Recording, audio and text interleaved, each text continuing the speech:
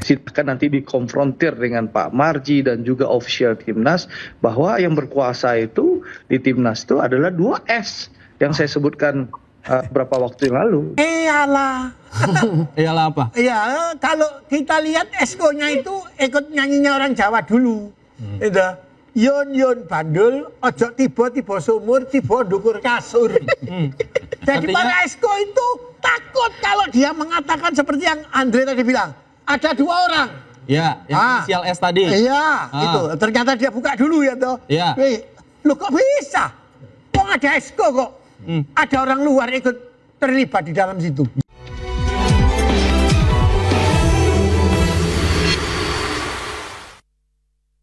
Kalau saya bilang nggak ada potensi, nggak mungkin. Wis, sudah menjawab bro. Potensi sih ada lah. Ada ya, probabilitasnya. Ya di dunia ini apapun potensi ada dong. Maksudnya, apapun ini jawaban diplomatis banget ya. Apapun bisa terjadi gitu kan. Ya mungkin, tapi mungkin bakal jadi banyak syarat.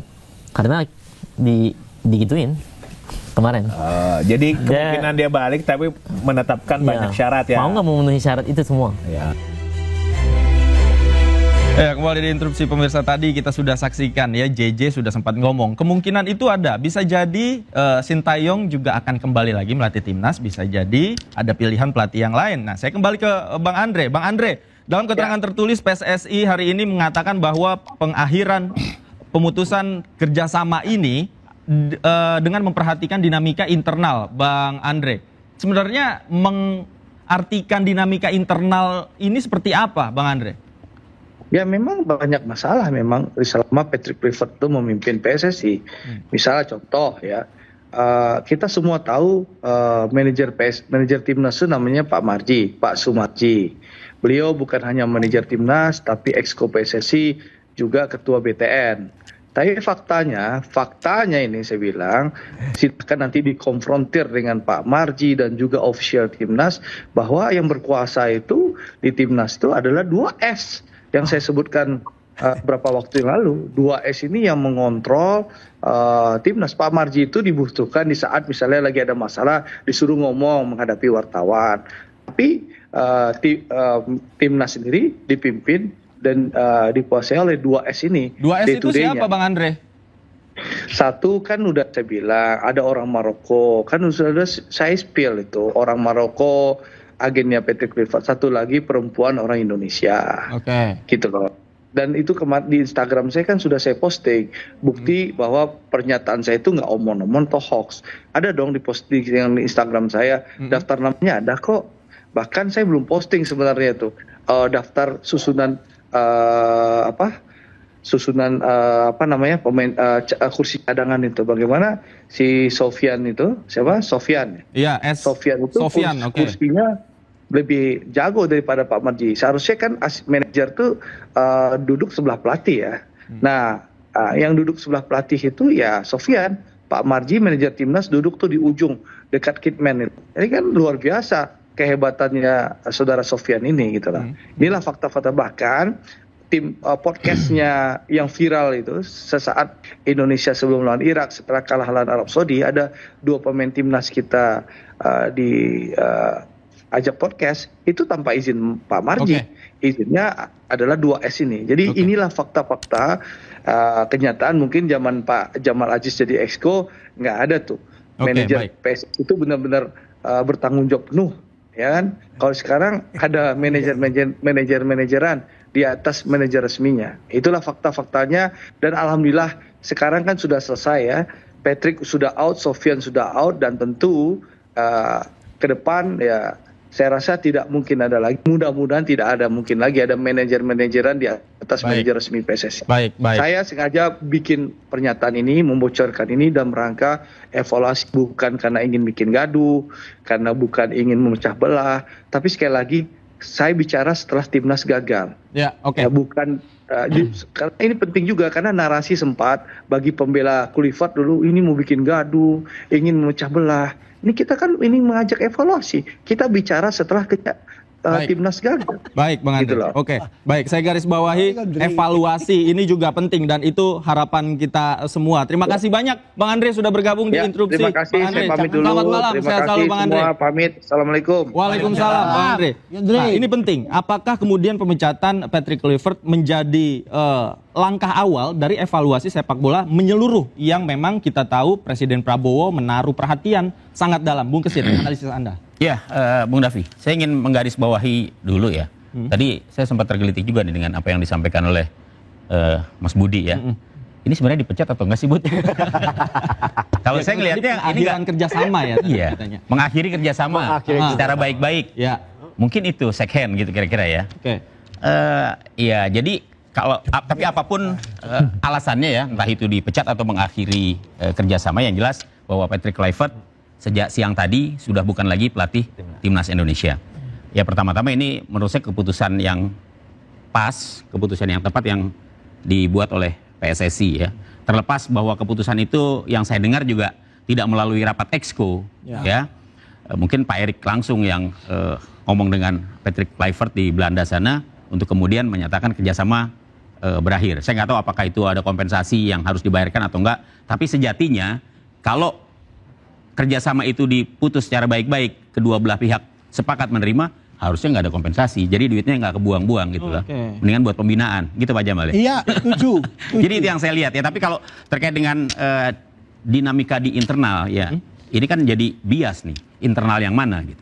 Internal di PSSI. Kalau di masyarakat sepak bola sudah pastilah kita tahu memang tuntutannya pada saat ini adalah bagaimana PSSI segera melengsarkan Patrick Kluivert dan sekarang sudah terbukti. Apakah di internal PSSI juga kemudian di kalangan exco-nya terjadi quote and quote perpecahan ya karena adanya keputusan yang mungkin exco-exco yang lain tidak tahu dan tahunya mungkin lewat Instagramnya PSSI atau lewat media gitu, saya nggak tahu, tapi yang jelas bisa saja dinamika internal itu juga terjadi di tubuh Exco PSSI. Oke, bisa saja kemungkinan itu terjadi ya. Nah, saya ingin ke supporter. Bagaimana melihat pemecatan atau pengakhiran kerjasama Patrick Kluivert? Apakah puas? Ya, kalau kita melihat bahwa pemecatan ini adalah bentuk permintaan maaf dari PSSI, terutama Erick Thohir ya, untuk ketidakpuasan masyarakat ketika timnas gagal ke Piala Dunia.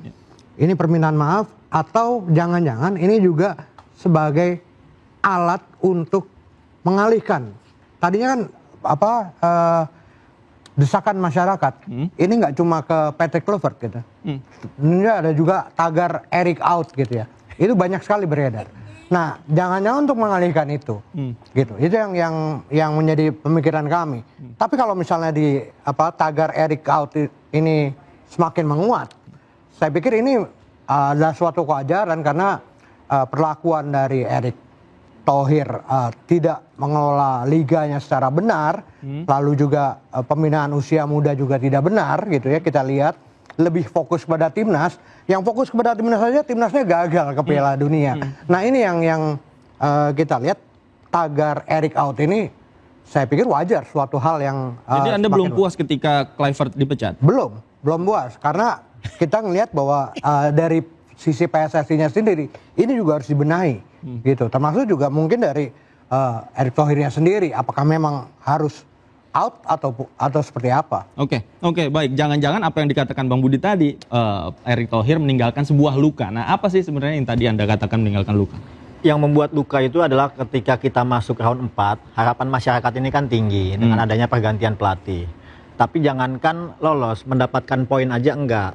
Yang lukanya kan di situ. Harapan kita kan kita bisa penentuan lolos tidak lolosnya ke round 5 atau ke Piala Dunia langsung itu di pertandingan terakhir, pertandingan ketiga. Tapi nyatanya di pertandingan kedua kemarin kita sudah selesai, tidak menang 2 kali, selesai. Jadi di pertandingan ketiga, pertandingan antara Arab lawan Irak itu udah nggak berpengaruh lagi nasibnya.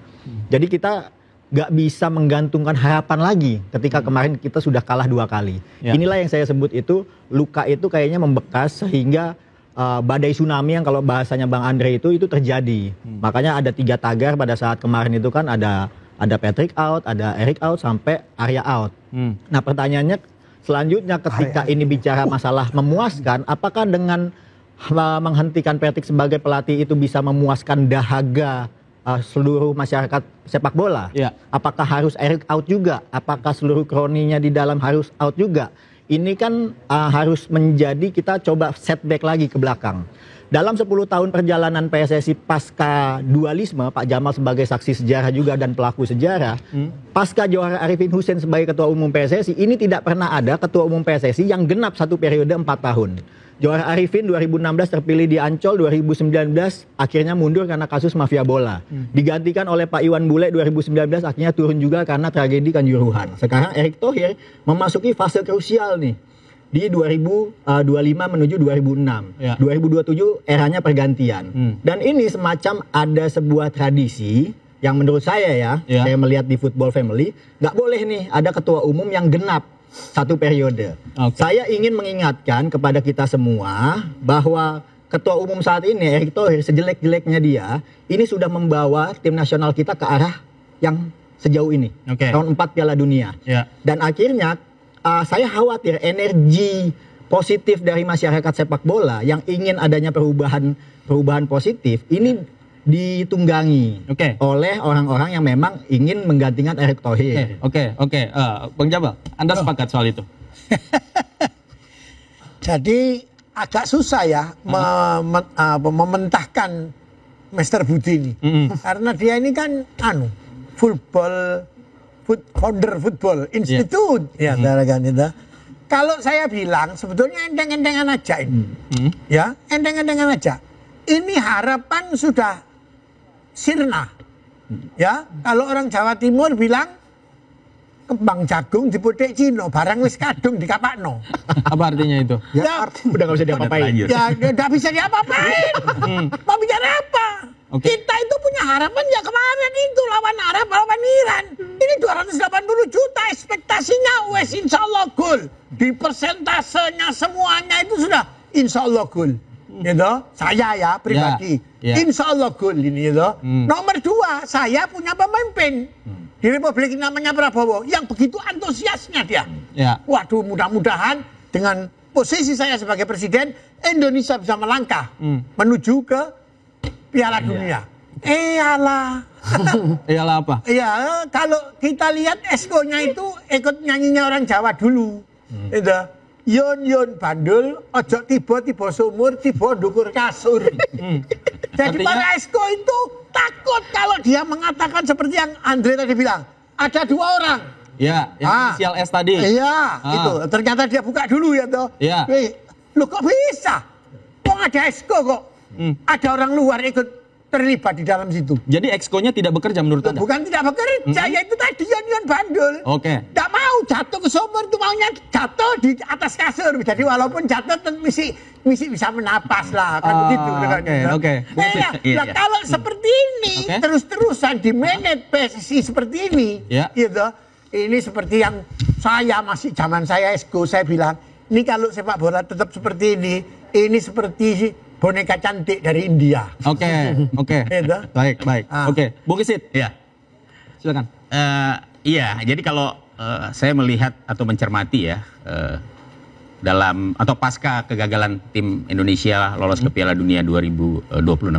Memang saya melihatnya juga ekspektasinya terlalu berlebihan ya.